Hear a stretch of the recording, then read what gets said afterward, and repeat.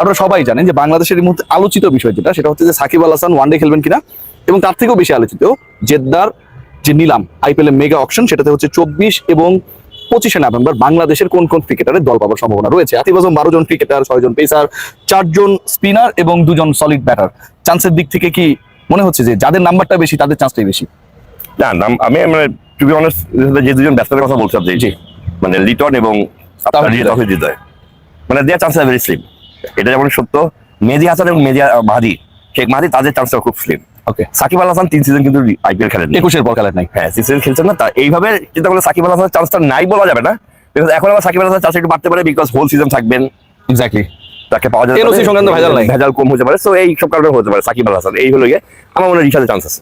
রিশাদের chance আছে in the sense, আপনি যদি আইপিএল এর লাস্ট কয়েক বছর ট্রেন্ড দেখেন, তারা দেখবেন যে তারা কিন্তু লেগ স্পিনার প্রমোট করছে, অফকোর্স, এবং আইপিএল এ কিন্তু লেগ স্পিনার একটা বড় জায়গা আছে। এবং আমার মনে হয় না যে আইপিএল এর কোনো টিম জাস্ট ইন্ডিয়া সিরিজে কে কি পারফর্ম করলো এটা দেখে টিম বানাবে। ঋষাদ যে লাস্ট 1 বছর তার পারফরমেন্স দেখেন, ওয়ার্ল্ড কাপটা দেখেন, তখন দেখবেন Rishad has a good chance. তার মানে সঞ্জু স্যামসং যে 1 ওভারে 5টা 6 মারলো, সেটার কোনো প্রভাব অন্তত ঋষাদের পিক করার ক্ষেত্রে পড়বে না, এটা আপনি মনে করেন? আমি মনে করি, কারণ তারা জাস্ট ওয়ান ম্যাচ দেখে কোনো প্লেয়ার কেনা না।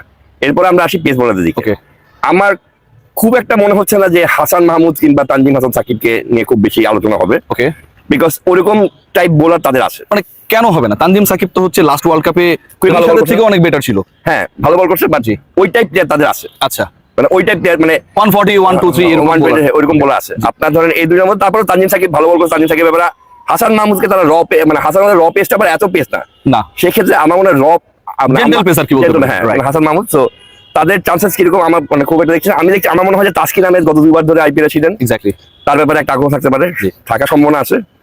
শরীফুল ইসলামের ব্যাপারে আগ্রহ থাকার সম্ভাবনা আছে, যদিও সে ওয়ার্ল্ড কাপ খেলে নাই, কারণ হিজ লেফট আর্ম পেসার, একটা ভেরিয়েশন অ্যাড করতে পারে, এর জন্য আগ্রহ থাকতে পারে।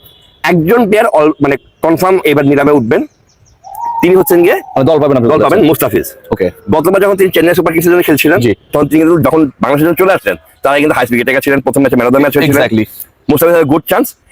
And in IPL, some teams likes to gamble. Okay, If gambling is the main thing, তাহলে মায়াঙ্কের মতো নাহিদ রানাকেও কেউ একজন পিক করতে পারেন। That's raw pace. র পেসের জন্য, এবং যেহেতু 150 প্লাস জাস্ট রিসেন্ট পাস্টে তিনি তুলেছিলেন, এবং সেটা শর্ট ভার্সনে। একটা যে ব্যাপারটা বুঝতে হবে, সেটা থেকে আইপিএল এ কিন্তু বেসিক্যালি খেলবেন 250 জন প্লেয়ার। 10টা টিম 225 করে প্লেয়ার পাবেন, 250 জন প্লেয়ার হবে। 250 জন প্লেয়ারের মধ্যে কিন্তু অলরেডি 46 have been retained. তাহলে আপনার কাছে থাকে কতজন? 204 জন, রাইট? এর মধ্যে 134 cricketers will have to be from India. 70টা স্পট থাকে, 70টা স্পটের জন্য 12 জন ফাইট করবেন। সেক্ষেত্রে বাংলাদেশের 12 জন, সেক্ষেত্রে আমার মনে হয় 2 থেকে 3 জন লোক আইপিএল এ সুযোগ পেতে পারে। মানে 2 থেকে 3 জন আতিফ আজম বলছে। বাট এটাও কি আতিফ ভাই মনে হয় কিনা যে সর্বশেষ আসরের প্রেক্ষাপট যদি আমরা বিবেচনা করি, সেই সংখ্যাটা হচ্ছে 200-300% বেড়ে যায়? কারণ গতবার ছিল একজন, ডাবল হয়ে যাচ্ছে, ট্রিপল হয়ে যাচ্ছে, শুধুমাত্র মুস্তাফিজকে আমরা দেখেছিলাম। সো এবার আসলে কি এমন ঘটনা ঘটলো যে এবার আমিও আমার কন্টেন্ট করেছি, আপনি হয়তো দেখেছেন, সেখানটায় আমিও অনেক বেশি অপটিমিস্টিক, আমাদের অন্য যারা কাজ করে নোমান ভাই থেকে শুরু করে সবাই একটু মানে আগের থেকে অপটিমিস্টিক বেশি। কারণটা কি ক্রিকেট বোর্ডের পরিবর্তন? এনওসি সংক্রান্ত যে ঝামেলাগুলো হয়, আইপিএল ফ্র্যাঞ্চাইজিগুলো পুরো মৌসুমে একজন ক্রিকেটারকে চায়, এগুলো তুলনামূলক মনে করা হচ্ছে যে এবার হয়তো কম হবে, এগুলো কি কোনো পেছনে কাজ করছে কিনা নেপথ্যে কারণ হিসেবে? হতে পারে যে নতুন ক্রিকেট বোর্ডের সাথে হয়তো বিসিসিআই কথা বলেছেন, তারা বলেছেন যে আমরা ফুল এনওসি দিব, জানার সুযোগ পাবে। তো এটা হতে পারে। তবে আমার মনে হয় যে মানে জাস্ট আমি একটা রিসেন্ট এক্সাম্পল দিই। ঋষাদ হোসেন, কালকে আপনি কথা শুনছেন নিশ্চয়ই, ঋষাদের কথা বলছি। ঋষাদ হোসেন ভাই এইসব প্লেয়ারদের কিন্তু তারা কিন্তু বিগ ব্যাশে যেতে পারছেন না। এক্স্যাক্টলি। সো আমরা আসলে আমাদের ক্রিকেট বোর্ডকে বুঝতে আমরা কিভাবে প্রমোট করতে যাচ্ছি প্লেয়ারদেরকে। কারণ আপনি যদি আপনার পাশেই আফগানিস্তানকে দেখেন, আফগানিস্তানে অনেক ইয়াং প্লেয়ারকে কিন্তু ন্যাশনাল টিমে ঢোকার চান্স থাকলেও তাদেরকে কিন্তু বাইরে খেলা যায়। এক্স্যাক্টলি, কারণ কি তারা বাইরের ওই পরিবেশে আরেকটু কম্পিটিটিভনেস নিয়ে আরেকটু এক্সপিরিয়েন্স গ্যাদার করে তাদেরকে নিতে চায়। এক্স্যাক্টলি। সো আমরা কিভাবে চিন্তা করছি ওটা হলো বড় ব্যাপার। But I think that IPL এর চান্স পেলে that itself is a huge achievement. মানে আইপিএল এ চান্স পেলে আতিফ ভাই, কিন্তু গতবারও বা তার আগের বারও দেখেন তাসকিনের চান্সেস ছিল, গতবার শরীফুলের জন্য অফার ছিল, বাট ফাইনালি চান্স পাওয়ার থেকে তো আসলে এনওসি পাওয়াটা একটা ডিফিকাল্ট কাজ হয়ে গেছে। মানে আপনি পরীক্ষার জন্য পড়াশোনা করেছেন, ভালো রেজাল্ট আপনি করেছেন, মানে ভালো কলেজে ভর্তি হওয়ার থেকে আপনার গার্ডিয়ান আপনাকে ভালো কলেজে পড়তে দেবে কিনা, ব্যাপারটা হয়ে গেছে অনেকটা এরকম যে আপনি স্ট্যান্ড করেছেন, আপনি পেস করেছেন, আপনি জিপিএ গোল্ডেন 5 পেয়েছেন, কিন্তু আপনাকে নর্থডেম কলেজে পড়তে দিবে না, কারণ ঢাকায় হচ্ছে ওই এলাকায়, মতিঝিল এলাকায় হচ্ছে সন্ত্রাসী থাকে। ব্যাপারটা কিন্তু অনেকটা হয়ে গেছে এরকম যে বাংলাদেশের ট্যালেন্ট আছে, কিন্তু ক্রিকেট বোর্ড বলতেছে সেই বাবার মতো যে বাবা ওদিকে যাইস না, ঠিক আছে, ইন্ডিয়া বাংলাদেশকে দেখতে পারে না। ব্যাপারটা কিরকম? না, আমার তা মনে হয় না। বিকজ হচ্ছে যে মানে বাংলাদেশ ক্রিকেট বোর্ডে এখন বোর্ড প্রেসিডেন্ট কিন্তু একজন ক্রিকেটার। জি, তার মানে এবার চেঞ্জ আসবে। ক্রিকেটার যেহেতু হয়েছেন, যেহেতু ক্রিকেটারের মনোকষ্টটা তিনি তার থেকে ভালো করে বোঝার কথা না। এক্স্যাক্টলি। কারণ আইপিএল এ খেলতে যে তার প্লেয়ারটা কি এক্সপোজার হবে, এটা ফারুক ভাই যদি ভালো। ফারুক ভাই, ফাহিম ভাই কিন্তু এর আগেও বিভিন্ন সময় যখন আমাদের ক্রিকেটারদেরকে আইপিএল এ খেলা এনওসি দিচ্ছিল না বিসিবি, তারা কিন্তু ব্যাপারটাকে ভালোভাবে দেখেননি।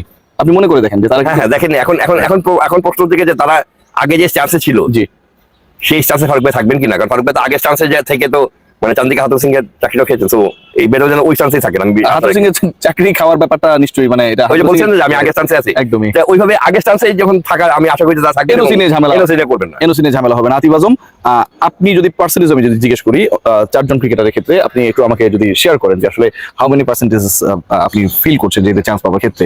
অ্যাবাউট মুস্তাফিজ কতটুকু মনে হয়, কত পার্সেন্ট চান্স পাওয়া? 100% মুস্তাফিজ। শরীফুল ইসলাম,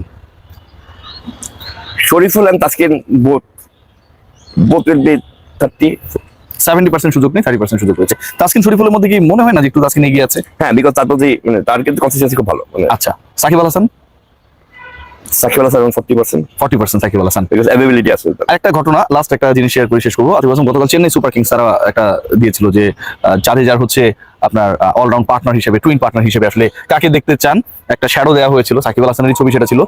সাকিবকে তারা নিবে এরকম না, হয়তো তার ব্র্যান্ডিং এর জন্যই করেছে, কিন্তু হোয়াই সাকিব ইজ দেয়ার, এটা কি অন্য দলগুলো কেউ সাকিবের সম্পর্কে নতুন করে রিথিঙ্ক করাবে কিনা, মনস্তাত্ত্বিক একটা হিসাব নিকাশ শুরু হবে কিনা, যে সাকিব গত 3 মৌসুম খেলে নাই, তাকেই ক্যারেক্টার বানিয়ে চেন্নাইকে কেন এটা করতে হলো? কারণ আপনি তাদের ব্যান্ডিং দেখেন, তাদের কিন্তু গতবার তারা কিন্তু মুস্তাফিজ নিয়ে অনেক ব্যান্ডিং করেছে, it was very successful branding. So বাংলাদেশে আপনি যে ব্যান্ডিং কে প্লেয়ার একটা ব্র্যান্ড মানে ওদের ব্যান্ডিং কে আমি হিসাব করি, তাহলে Mustafiz was a very successful brand for them last season. জি, তাদের যতগুলো ব্যান্ড দেখবেন, প্রমোশন দেখবেন, বেশি এক দেশের এক ক্রিকেটার, তারা ওইটা থেকে মানে ওই সাকসেস থেকে অনুপ্রাণিত হয়ে সাকিবকেও ইউজ করার চিন্তা করছে কিনা, এটা তাদের আবার সাকিব এখন আলোচনায় আছে, নানানভাবে আলোচনা আছে, তাদের ওই ব্যাপারটা দেখতে হবে। বাট আমরা সাকিব আল হাসানের খেলার মানে অনেক কিছুই সাকিব আল হাসানকে নিলেও মানে তিনি ফার্স্ট চয়েস থাকবেন কিনা এটা নিয়ে খুব ডিফিকাল্ট। বিকজ আমরা পেস বলারদের ক্ষেত্রে আসলে একটা হিসাবে কি আইপিএল একটা বড় টুর্নামেন্ট, এক্স্যাক্টলি লম্বা টুর্নামেন্ট, তো পেস বলারদের রেস্ট দিতে হয়, ইনজুরি থাকে, এই থাকে। সো পেস বলারদেরকে সবাই একটু রাখতে চায়, একটু ব্যাকআপ কন্ডিশনের উপর ডিপেন্ড করে আপনি সাকসেস কোথায় খেলাবেন। কিন্তু মানে প্লেয়ার স্পিনার বলতে তো এরকম কিছু ইয়ে না, so you have to perform and ইয়ে, so definitely you have to be consistent, right? Exactly. সবাই ভালো থাকবে।